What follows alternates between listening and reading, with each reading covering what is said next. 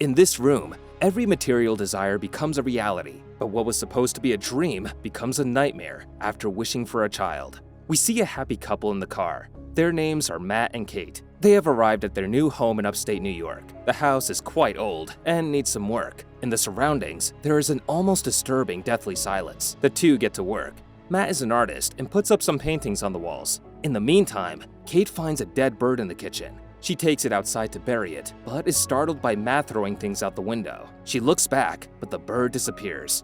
Matt notices something strange on the wall. He discovers that it is a large iron door with a symbol on it. With the old-fashioned key he had found, he managed to open the door. The lights begin to flicker. Matt decides to call the electrician to take a look at the wiring. The next day, the electrician arrived and was impressed by the antique wiring that was there. He said he had never seen anything like it, but he would give them an estimate. Before he left, the guy said he didn't expect anyone to buy this house. A long time ago, the owners got killed inside the house. Matt sets out to find information about what happened. He reads an old article and discovers that the couple, Paul and Madeline Schaefer, were killed by a guy named John Doe. John's identity remains unknown. For an unknown reason, Matt starts drinking and drawing John Doe's face. He takes the lamp and continues drinking in the hidden room he discovered the day before. He finishes the bottle of liquor and almost jokingly wishes for another one. Surprisingly, the lamp flickers and another bottle of liquor appears. Matt is scared and walks over to check the bottle. The next morning, while Kate is asleep, the light continues to flicker. Kate wakes up to find Matt in the room with paintings that cost millions and other things that weren't there before. Apparently, the room grants every material desire. Kate thinks Matt is on drugs, but tries to wish for $1,000. The light begins to flicker, and Matt finds $1,000. Kate is still skeptical and asks for $1 million. After a moment, $1 million in cash appears in the room. Kate is scared, but Matt manages to convince her that they should have fun. Once they figure out how the room works, Matt and Kate begin to wish for expensive champagne, clothes, and lots of money. They have never been so excited. Their every material desire was becoming a reality. Black caviar, rain of diamonds, apparently there was no limit to the desires. The following days, the couple spend their time partying and having fun. Until one day, Kate wakes up in the middle of a mess and down in the dumps. She had been granted all the material things she desired, and now she feels empty. Matt decides to surprise her. He had prepared a crib for a baby. Kate is shocked, as she had had 2 miscarriages before. She didn't want to lose another baby. Afterward, Matt went for a drive. In the meantime, Kate returns to the crib, and then in the mystery room, the light begins to flicker. Matt returns home to find Kate with the baby that she wished for. Matt thinks it was wrong to wish for a baby, and tells Kate to ask the room to make it disappear. Kate fails to ask for such a thing, and leaves the baby with Matt. Matt also can't do this, and the couple decides to keep it. The next day, Matt notices the unfinished drawing of John Doe and decides to find more information about him. He finds that John is still alive in a mental hospital and decides to pay him a visit. He takes some money with him and heads to the mental hospital. Once he gets there, he introduces himself as a reporter and meets John Doe, now an old man. John realizes that he is not a reporter, and Matt reveals that he lives in the mysterious house. Matt asks him why he had killed the previous owners of the house. John doesn't give an answer, but advises him to leave the house as soon as possible. John concludes their dialogue by saying that the only thing more dangerous than a person who can't get what they want is a person who can get everything they want. Matt returns home, but decides to fill up his tank. The moment he had to pay, he realizes that the money had turned to dust. Nervous, he races home to try to get the things he wished for outside. He threw some bills out the window, which turned to dust as they fell. Next, he tried to get Van Gogh out the door. He noticed that the half outside the door turned to dust in seconds. Matt confirms the theory that anything he wished for in the room could only stay in the house. Matt starts smashing the walls in the room to figure out how it worked. All the while, Kate took care of the baby by trying to put him to sleep. Matt found a bunch of wires in the wall. After that, he found the same wires behind every wall and floor in the house. Looking for answers, he finds a map of the house on a wall. At the same time, Kate decides to take the baby outside for some fresh air. Matt tries to stop her, but Kate doesn't listen. Outside the house, the baby begins to cry and change his skin color. Soon, the screams of a small child turn into one of an older boy. Kate calls desperately for help, and Matt finally decides to help her. Once inside the house, the couple realizes that the boy has grown up within seconds. Later, Matt told Kate about John Doe.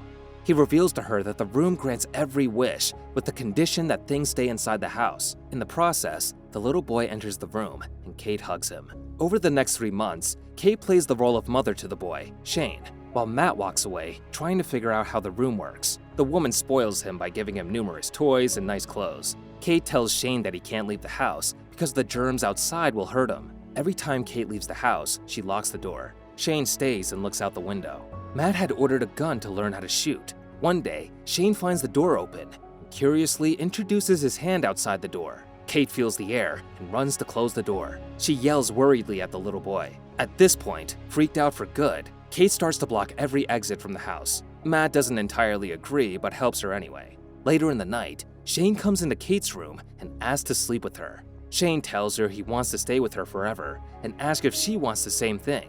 After training with a new weapon, Matt comes home and finds Shane in his room. Shane gets scared and drops the snow globe. Matt tells him to get out, and Kate enters the room to argue with her husband. Shane overhears Matt saying that he is not a real child.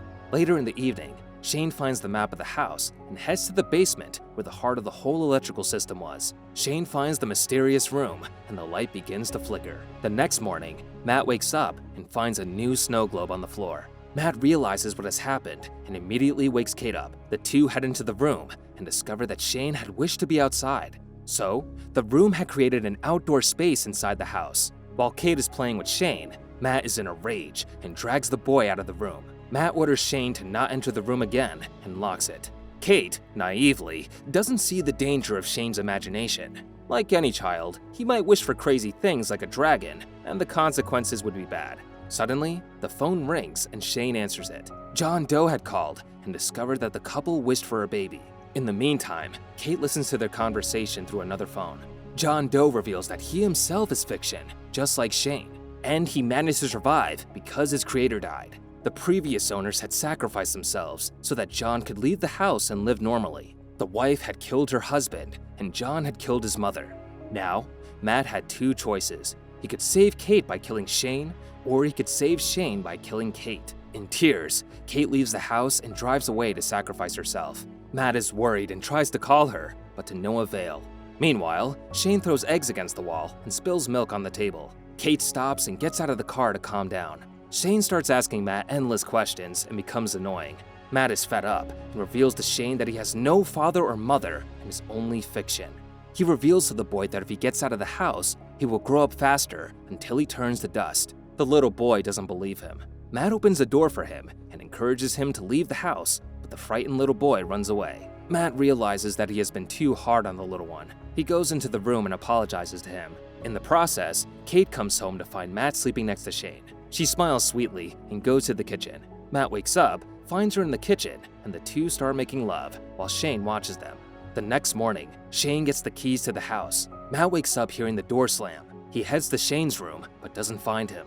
The couple finds the front door open and Shane's clothes on the floor. Then, they find Shane transformed into a grown man, but with the mind of a small boy. Shane pulls out Matt's gun and fires randomly. The boy thought that if he grew up, he could be together with Kate forever. Kate manages to calm down, but Matt jumps on him, pushing Kate away. Kate is knocked unconscious and is later awakened by Matt. He tells her that he accidentally shot Shane and carried his body outside. Kate goes outside and does not find Shane's corpse, thinking that it has already turned to dust. Meanwhile, the real Matt had woken up on the ground with scars on his face. Running through the house, he notices the lights flicker and thinks that Shane and Kate are inside the room. Unable to find the keys to the room, Matt starts smashing the wall. Shane, who wished he looked like Matt, is eating with Kate. In fact, Kate notices some strange things. Matt was acting like Shane, getting dirty while eating and chewing on ice. In the meantime, the real Matt manages to get through the wires and finds himself in the forest that Shane had wished for. This means that Shane had used the room to create another house in the forest, all for him and Kate. Inside, Shane and Kate play Monopoly, and she becomes more suspicious. Fake Matt approaches Kate and starts touching her. The woman realizes that it was Shane when the latter said that he saw her making love with Matt. Having seen Matt and Kate in the kitchen, Shane attempts to rape Kate, believing that this act would make her love him just like Matt. We need to realize that Shane is literally 3 months old, and he's just a day into his adulthood. In the process, Matt had entered the house. Shane prepares to confront Matt, and Kate begins to run away. In the hallway, Kate encounters the two versions of Matt and doesn't understand which one is real. Real Matt calls her by the nickname he used to call her. Shane repeats the same and grabs Kate by the hand. Kate stops him and calls him Shane. The boy turns his head, at which point she pushes him down the stairs. Shane loses consciousness and transforms into his real body. Real Matt and Kate try to escape the house, but Shane turns the house into a maze. The couple realizes that all of this is happening in the room. So, Matt wishes for decoys that look like him and Kate. Shane grabs a knife and runs at Matt, hitting him several times. As Shane is tricked by the duplicates, the real Kate and Matt escape out of the room. As they approach the real exit of the house, Matt has the upper hand and drags Shane outside. Once outside, Kate shuts the door in his face, and Shane instantly ages into an old man. Kate comes out and watches the aged Shane lie down, die, and wither away. A month later, Matt and Kate move into a motel. Matt had brought Kate coffee, and as she knocks on the door, she discovers she is pregnant, and the light starts to flicker. Hope you enjoyed this video. If you did, then find out how a man is born old and starts living life backward.